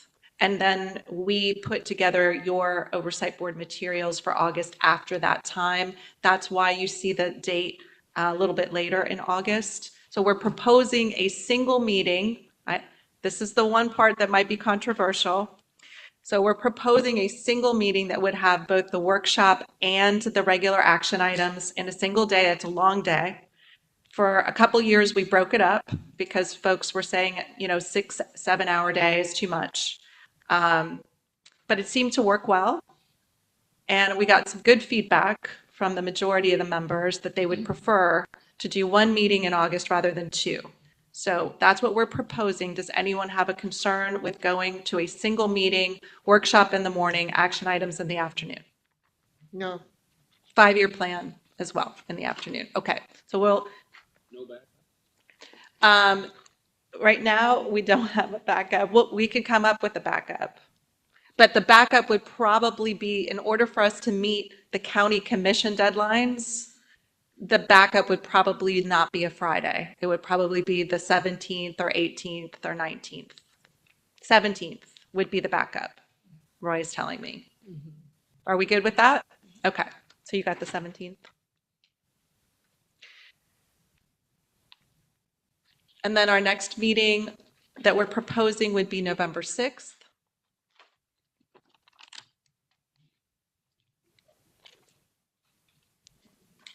Backup would be Friday the 13th, yes? Hearing no issues? No issues. All right, so we're through. Now, we do have some proposed holds. The reason that we are proposing some additional holds is, again, because of legislative session ending in March. We're proposing a hold at the end of March in the event that there are legislative issues that need to be discussed or addressed immediately with the board. Also, at the end of September, after the county commission acts on their budget, back to the issue of property taxes potentially being on the ballot in November, this would be an opportunity for us to discuss if there, and I'm not going to get into it a lot because I don't have enough data, but the impacts of last year's legislation on surtax revenues may be something that we need to talk about as we have more data. Because last year's legislation went into effect on July 1st, and that eliminates sales tax on certain commercial real estate transactions, rent. So that is expected to have a pretty significant impact on sales tax revenues. So as we see trends in our own revenue projections, we may very well want to come back and have a conversation with you about that as well. And then if we decide that we'd like to have a retreat, as we often have in the past in December, we'll just have the December 11th as an option. Of this year or next year? This is all 2026. Okay, good. We have a meeting right now. It looks like our meeting is early November, so November 6th. So if there was the need for a retreat or a desired retreat or even a workshop, I know I've heard from several of the members that don't need to have a quorum. Maybe we just want to have a discussion about some specific issues. Maybe we want to get more in depth on some metrics. We could do that in December. Okay. Okay. All right. Okay, so we're at this point where we could take a break. And so just by show of hands, let me know if you want to take a quick break, or we could just power through. We just have about, I don't know, 4 agenda items that we could just go through and be done, have lunch, and call it a day. So, good. All right. All right, let's move it then. We need a motion to approve the minutes. Can I get a motion? I make a motion to approve. Second? All in favor? Awesome. Aye. Let the record reflect. No, we have a second, Doug. Oh, okay. Doug. All right, thank you. All right, so our next motion. I apologize, Madam Chair. If everyone could please make their votes audible for the record, just so that we have that. Yes, mic on. All right, we'll do this again. May I have a motion to approve the minutes? So moved. Second. All in favor? So it's moved by Mr. Hooper Aye. and it's seconded by Mr. Coleman for the recorder. All in favor? Aye. Aye. Let the record reflect it's unanimous. Keep putting it on. It seemed to have been doing something. Oh, okay. Well, for those who are here. All right, so our next motion item is to approve the City of Pembroke Pines' request to convert design phase funding in the amount of $664,000 plus to construction phase funding awarded in a maximum not to exceed the amount of $3 million plus for fiscal programming year 2026 for a municipal capital project. Do we have need for any discussion on this project? This is something I believe that came before us before, so. Go ahead, Alan. I'd just like to make a motion to approve this. I think that shifting from design to construction phase is okay with, in my opinion, so I'd like to make a motion to approve it. I'll second that motion. All right, all in favor? Aye. Aye. Aye. Aye. All mics are on. Noted.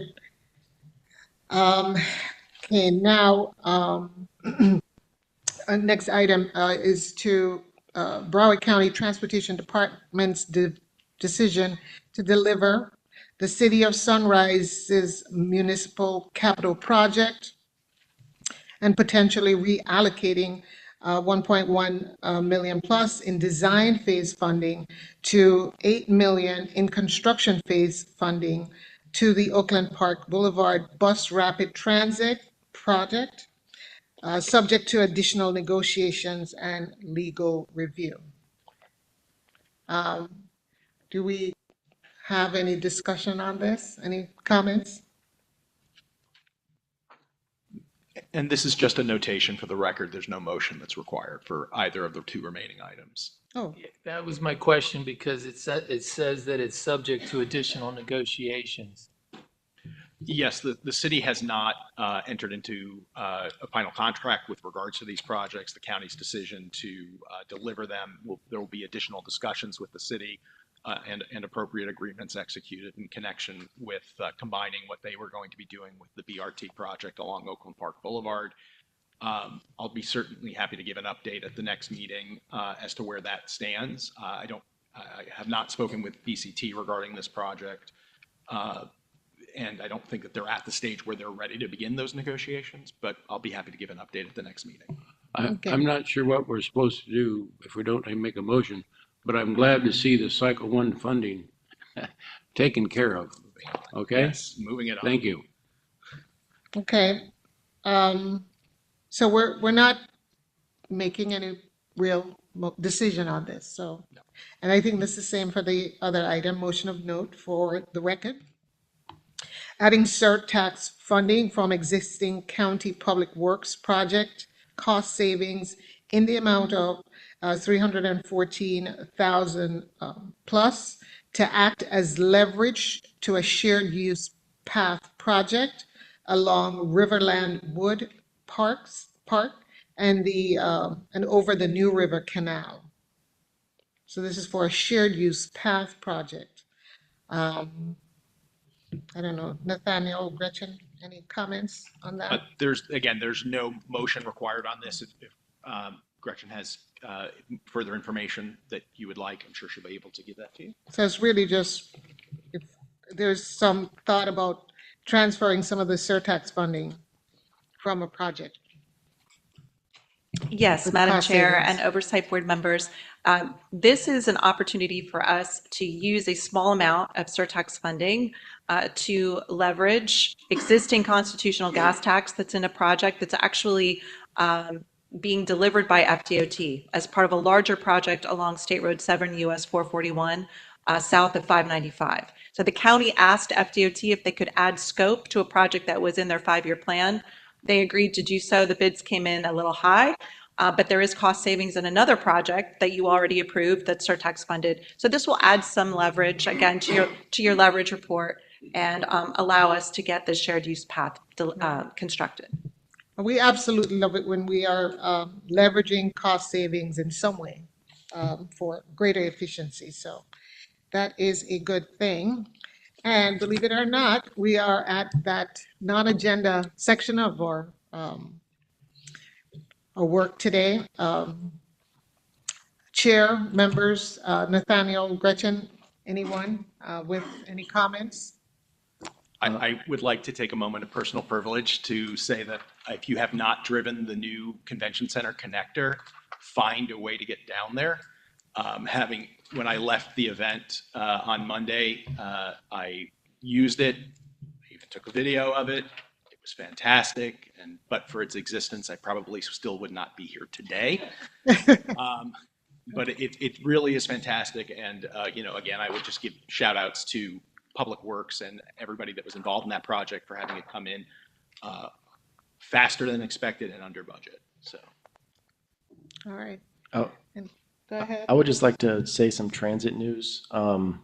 South Dade Bus Rapid Transit opened up in South Dade and Miami-Dade. You guys can Google the project. They already had the right of way, so it wasn't as big of a task, but it has air-conditioned stations, and the stations are really nice. It opened up on Monday. They had a press event, and they're using the new Flyer electric buses, 60-foot lengths articulated. So it's going to be interesting to see how these electric buses perform. And Miami-Dade decided to go that route.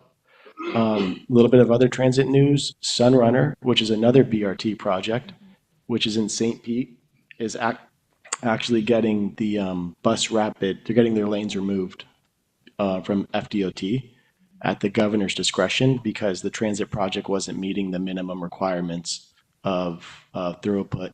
So I think this is something we need to be aware of, that the state is actively trying to remove BRT projects because we're actually trying to expand BRT projects.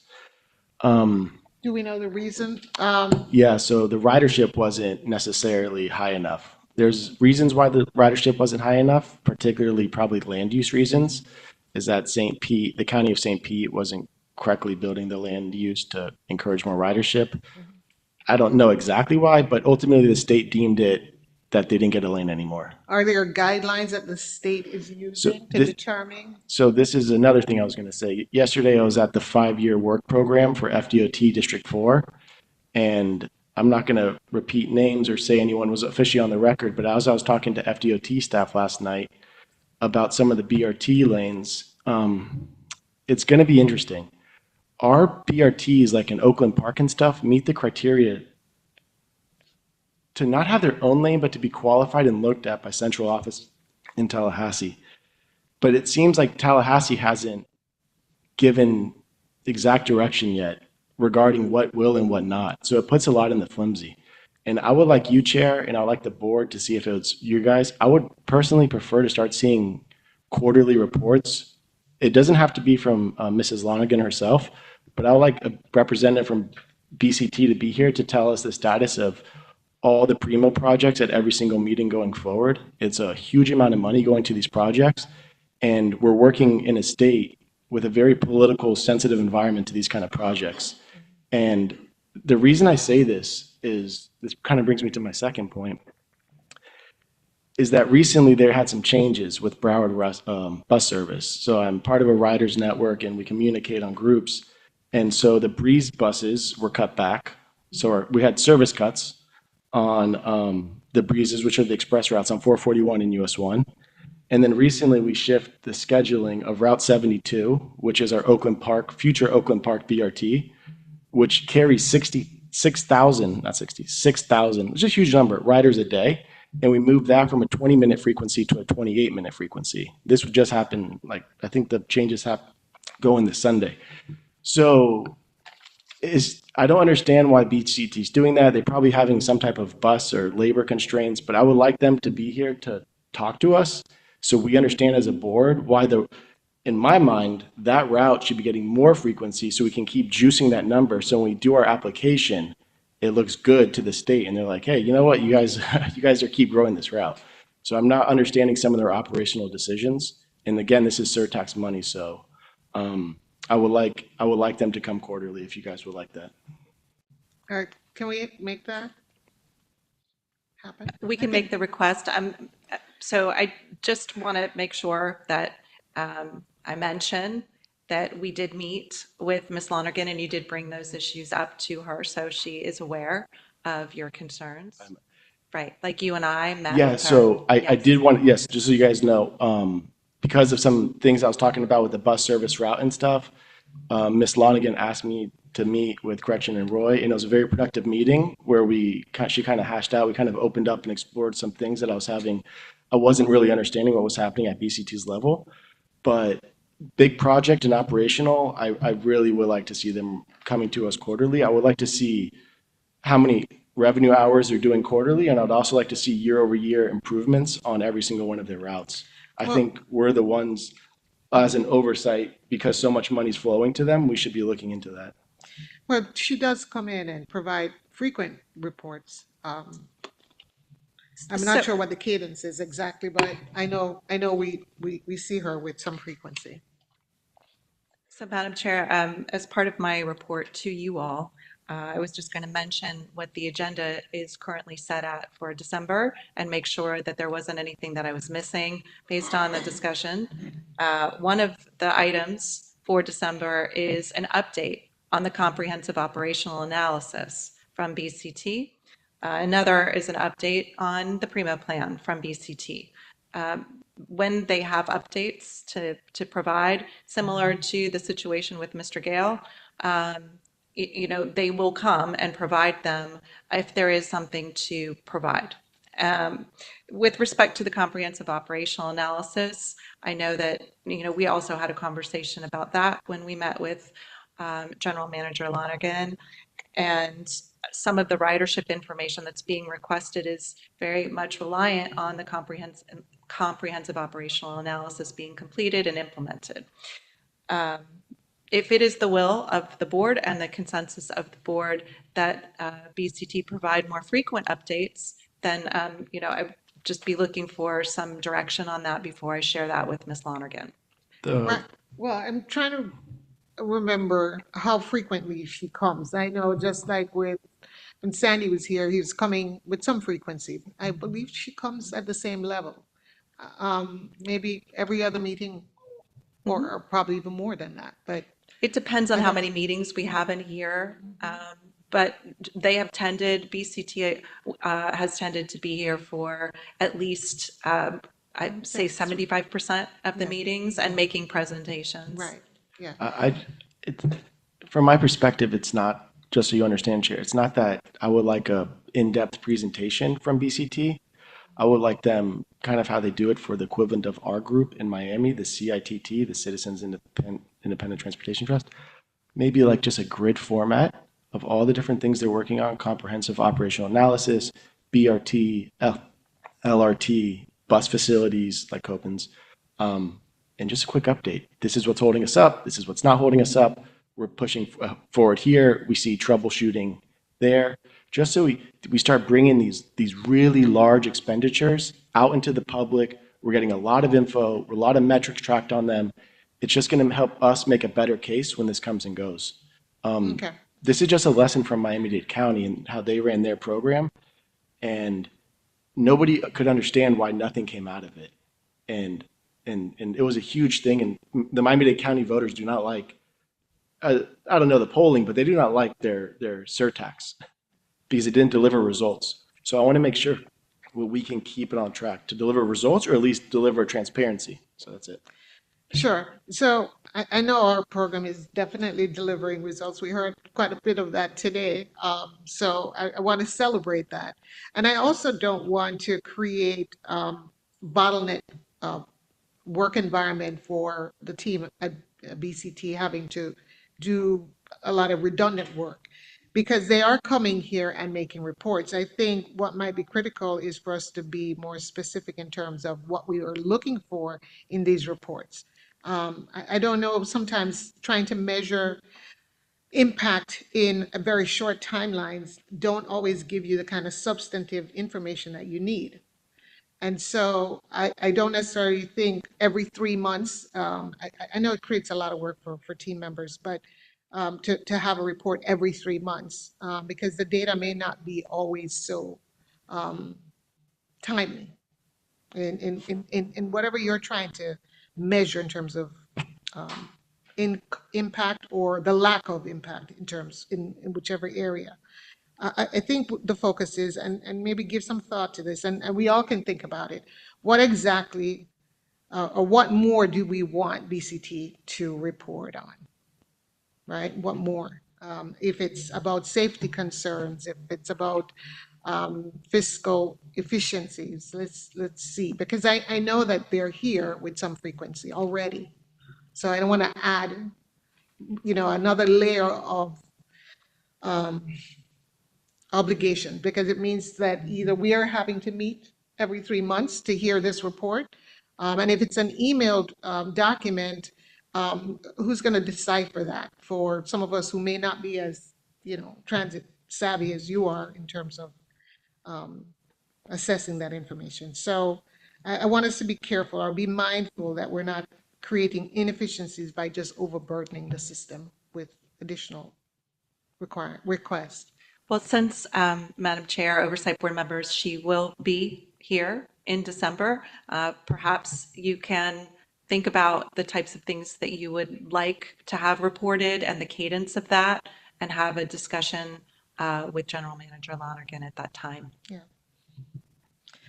So I mean, it's a good cautionary tale. Whatever is happening in Dade County or in other counties, for us to pay attention to it.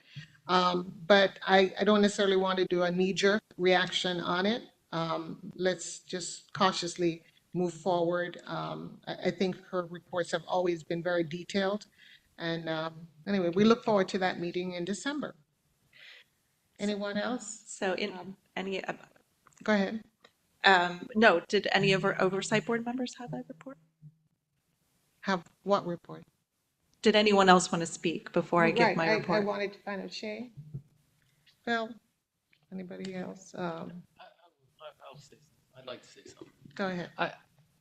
You know, the reason this board is here is to oversee. So I think it's not a big ask to ask BCT to come. We were charged with being the oversight board. There's a ton of money being flowed into transportation. And at the very least, BCT can come to our meetings, somebody, a representative, and answer questions on where the big buckets of money are being spent.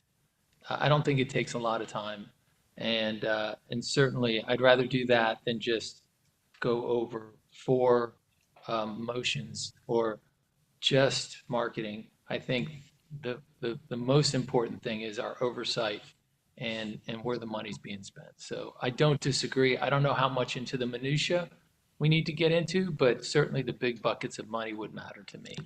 And I believe, and Gretchen, I don't know, I think, can we get an idea of how frequently Ms. Lonigan has been here? She's been here a lot. And so I don't want to discredit that. She has been here to a lot of our board meetings, sharing detailed information about the work that's being done. So I don't want to take that away. It's being done. So if there is additional information that we think we need her to add to her report, then let's ask for that.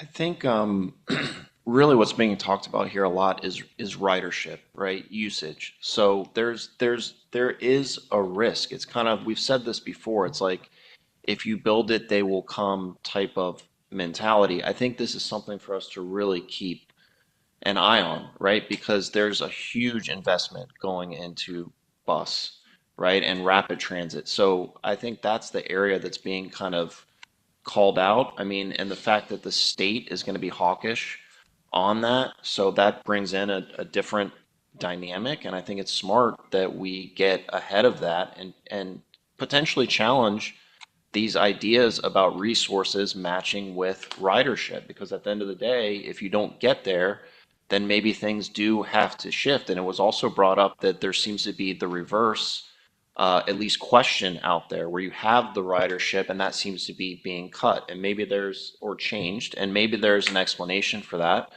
But that, I think, you know, tying in ridership with expense, right? And at some point those projections have to start coming out. I mean, we've been doing this for years, so it can't always be in the future.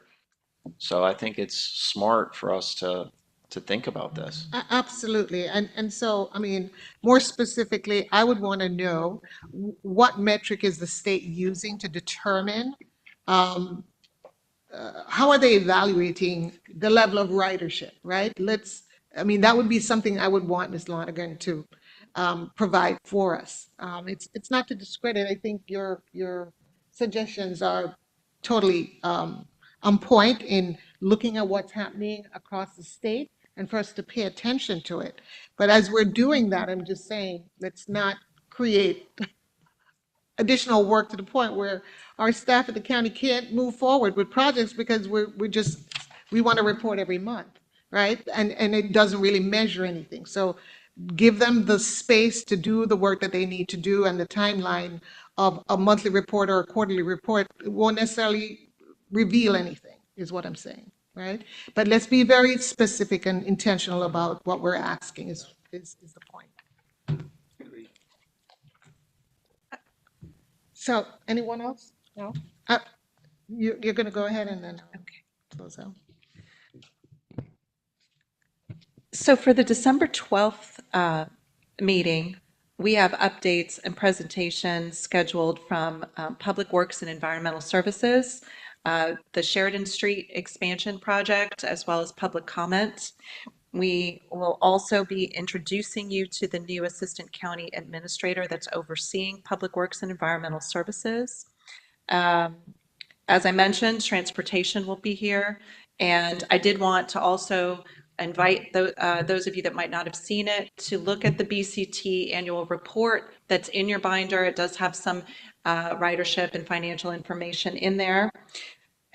We will then be bringing you the internal dashboards and the metrics, and we'll add a discussion item related specifically to additional performance metrics or outputs that you would like to see us tracking.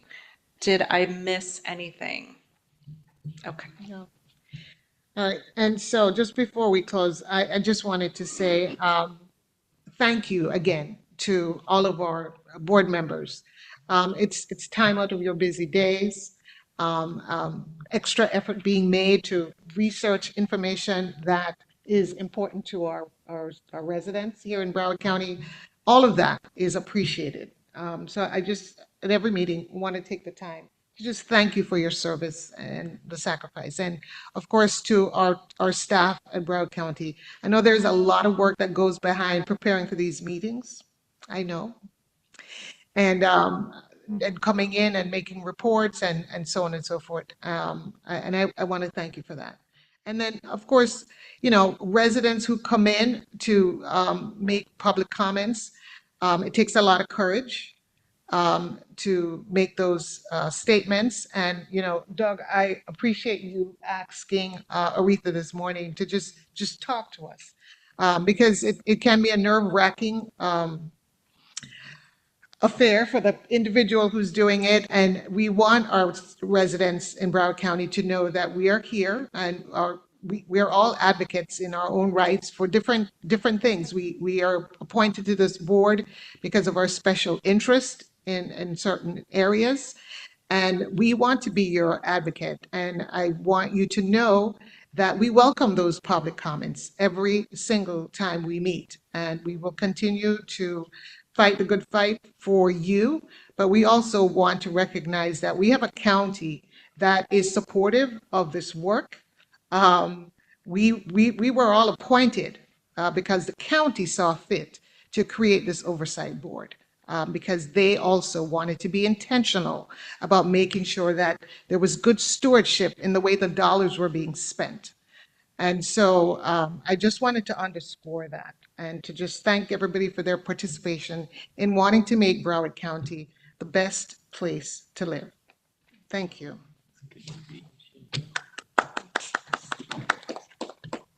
All right, and I'd like to take a motion, get a motion for us to adjourn. So move. Second? All in favor? All right, lunchtime. Thank you.